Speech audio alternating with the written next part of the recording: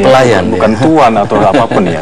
Dimana setiap tahun sampai hari kiamat itu melayani para jamaah haji dan jamaah umroh. Jadi oleh karena itu kebetulan sekali bahwa Indonesia jamaah haji terbesar dan juga jamaah umroh terbesar.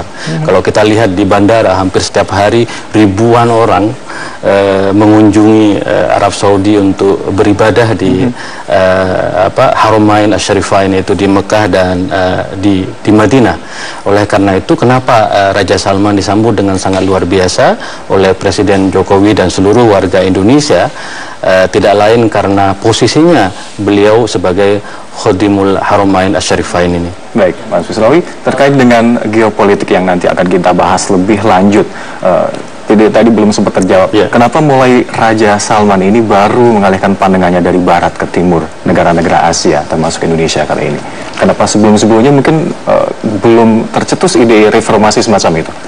Ya, kita lihat bahwa memang sekarang terjadi apa yang disebut dengan macan Asia ya, di mana kita juga melihat Cina, Jepang. Terkait dengan kunjungan Raja Salman ini, kita ke Sylvia terlebih dahulu. Silakan Sylvia. Baik, saya akan mengajak Anda dan juga pemirsa untuk memantau bagaimana kondisi terkini di area di sekitar luar dari Bandara Halim Perdana Kusuma.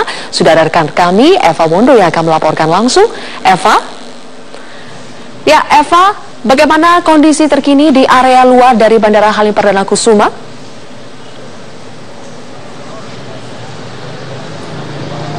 Situasi terkini di area luar Bandara Halim Perdana Kusuma Jakarta Timur hingga saat ini masih terpantau normal, terutama ini arus lintas dari arah Cawang yang akan menuju ke Cililitan maupun arah sebaliknya ini masih terpantau normal, tidak ada kepadatan arus lalu lintas.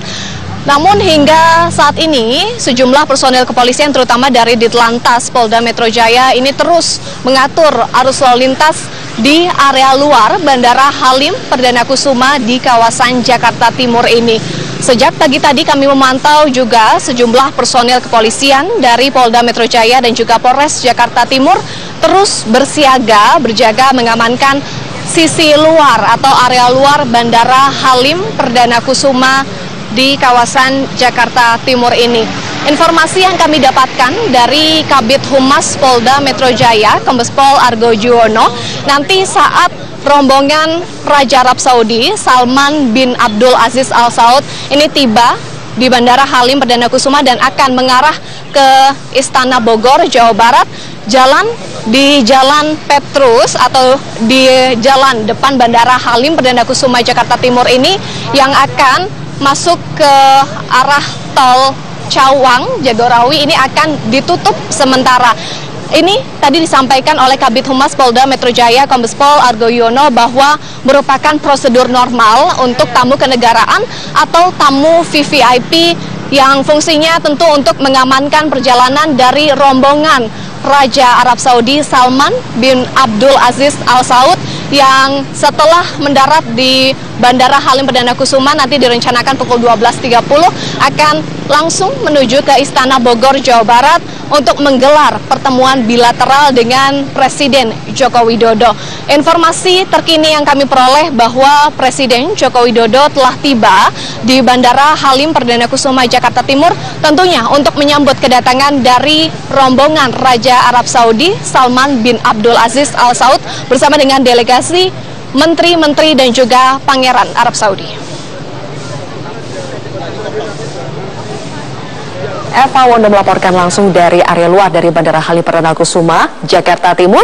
Dan kami juga melihat bahwa di belakang Eva tadi sudah ada masyarakat yang bersiap untuk menyambut kedatangan dari Raja Arab Saudi beserta dengan rombongannya. Kami nanti akan pantau kembali bagaimana situasi terkini. Dan tadi laporan terakhir dari Eva Wondo mengatakan bahwa rombongan dari pemerintah Indonesia yaitu Presiden Joko Widodo bersama dengan rombongan menteri sudah bersiap atau sudah tiba di Bandara Halim Perdana Kusuma untuk menyambut kedatangan dari Raja Salman. Dan pemirsa, ini adalah situasi terkini di Bandara Halim Perdana Kusuma. Anda bisa melihat bahwa sudah bersiap di sana ada rombongan dari pemerintah Indonesia yang sudah menyiapkan sejumlah mobil dan juga rekan-rekan media di situ sudah bersiap untuk mengabadikan kedatangan dari rombongan besar Raja Arab Saudi Salman bin Abdul Aziz Al Saud. Persiapan sejak pagi sudah dilakukan di Bandara Halim Perdana Kusuma, bahkan sejak beberapa hari sebelumnya untuk betul-betul mempersiapkan baik itu dari segi keamanan maupun ketertiban agar betul-betul nanti ketika rombongan Raja Arab Saudi datang ini bisa prosesinya berjalan dengan lancar. Kami akan nanti kembali kepada Anda untuk menunjukkan bagaimana perkembangan terkini dari Bandara Halim Perdana Kusuma. Sekarang saya akan kembalikan lagi ke rekan Alka. Zulfia, terima kasih. Dan Mas Mis tadi sepertinya sudah detik-detik jelang kedatangan arrival dari King Salman ini. Mas, terkait dengan Mas yang sebutkan tadi, perubahan geopolitik lebih kental terasa menjadi penyebab kenapa berubahnya arah pandangan dari Arab Saudi ke negara-negara Asia, khususnya di Indonesia ini. Ada negara Timur Tengah lainnya juga tengah harmonis dengan Indonesia. Ada Iran di sini, kita tahu Iran seperti apa di Timur Tengah dengan Arab Saudi, tidak pernah ketemu seperti itu, Mas.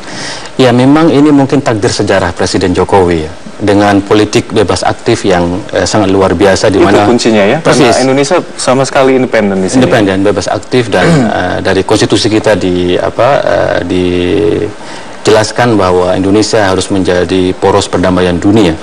Maka posisi ini yang bisa menjadikan Indonesia bermain lebih luas kesana sini ya. Misalnya dengan Iran ya, kita lihat bahwa kalau kita ke Iran disebut Indonesia, maka akan muncul namanya Soekarno. Ketika kita ke Arab Saudi, kita sebut Indonesia, yang muncul adalah Soekarno. Karena dulu Soekarno membangun tanaman persahabatan dengan negara-negara Timur Tengah. Hampir tidak ada masalah. Nah, sekarang ketika kita buka keran kerjasama ekonomi, lalu pemimpin tertinggi Iran mengatakan potensi kerjasama ekonomi kita 20 miliar dolar Amerika, itu sangat besar sekali, dan itu langsung menjual gasnya ke Indonesia, lalu kemudian memberikan 2 kilang minyak yang potensinya 3-5 miliar barel di Taimuriyah dan Bab Saadiyah di Iran. Jadi Iran sudah lebih cepat mengambil langkah-langkah. Nah, sekarang kemudian karena Iran betul-betul ingin menjadikan Indonesia mitra strategis, maka Arab Saudi langsung mengirimkan Raja Talal, Walid bin Talal, yang datang juga menawarkan Aramco untuk investasi di Pertamina begitu, karena kita lihat potensi saham Aramco sekitar 2 triliun dolar Amerika. Jadi lalu kemudian ada 10 MOU yang ditawarkan ke Indonesia oleh kerajaan Arab Saudi, dan itu menurut saya memang satu langkah besar ya yang diambil, mau tidak mau harus diakui ini dalam rangka menyaingi uluran tangan Iran ke Indonesia, dan itu baik sekali. Nah, takdir sejarah Presiden Jokowi mungkin Indonesia yang pada akhirnya akan bisa menyatukan 2 kekuatan besar di Timur Tengah. Kita lihat kalau Arab Saudi dan Iran berjabat tangan, maka selesailah persoalan di Timur Tengah, karena kedua negara yang selama ini berkontestasi menaruhkan perannya di Timur Tengah, dan apa yang terjadi Timur Tengah dalam gonjang-ganjing, turbulensi, konflik yang tidak berkesudahan. Maka instead of daripada kita perang menggunakan rudal ya, senjata yang mematikan, maka lebih baiklah duduk bersama. Dan saya tahu takdir sejarahnya adalah Pak Jokowi yang bisa menjabat tangan kedua pemimpin besar Iran dan Arab Saudi.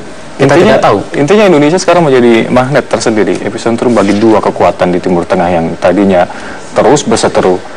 Sekarang bisa diharapkan bisa bertemu di sini, ya alhamdulillah bisa damai nanti. Ini yang sekarang harus rakyat Indonesia harus tahu. Indonesia sekarang lagi dilihat sebagai salah satu kekuatan besar, tidak hanya oleh Timur Tengah, saya kira oleh dunia Barat juga ya.